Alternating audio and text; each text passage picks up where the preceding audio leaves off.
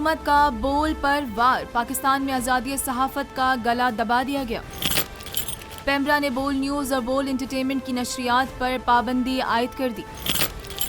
Senior رہنما تحریک انصاف شیریں مزاری نے بول نیوز کی نشریات پر پابندی کی سخت مذمت کی۔ تحریک انصاف کی سینئر رہنما شیریں مزاری نے کہا کہ بول کو صرف اس لیے بند کیا گیا کیونکہ بول عمران خان اور تحریک انصاف کے جلسوں کو کوریج دیتا ہے۔ شیریں مزاری کا مزید کہنا تھا کہ امپورٹڈ حکومت فسطائی ہتھ کنڈوں پر اتر آئی ہے اور عمران خان کی بڑھتی ہوئی مقبولیت کے ڈر سے میڈیا پر پابندی لگائی جا رہی ہے۔ رہنما تحریک انصاف نے کہا کہ امپورٹڈ حکومت کی فسطائیت اور صحافیوں پر پابندیوں کے باعث عالمی سطح پر پاکستان شدید تنقید کی زد میں آ گیا ہے۔